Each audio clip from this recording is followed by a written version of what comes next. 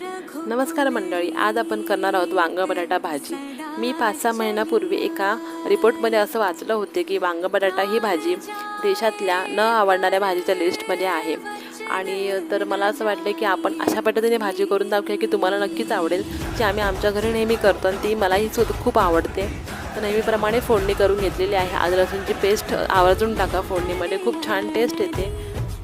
त्यानंतर इथे मी बघा उभे वांग्याचे आणि बटाट्याचे कापं करून घेतलेले आहेत। त्यांना मी थोडंसं 2 मिनिटं भाजून घेतलं फोडणीमध्ये आणि छान पाणी टाकून एक 10 ते 15 मिनिटं शिजवून घ्यायचं आहे आपण। त्यानंतर आपण ह्यामध्ये भाजलेल्या शेंगदाण्यांचा कूट टाकायचा आहे, तोही आपण एक 5 मिनिटं शिजवून घ्यायचा आहे। त्यानंतर थोडासा गरम मसाला चवीपुरतं मीठ टाकून घ्यायचं आहे आणि 5 मिनिटं शिजवून घ्यायचं आहे आपण। त्यानंतर इथे मी बघा ओलं खोबरं वापरलेलं आहे थोडंसं अगदी। यानंतर आपण बारीक चिरलेली हिरवी कोथिंबीर घालायची आहे वरून गार्निशिंगसाठी। भरपूर कोथिंबीर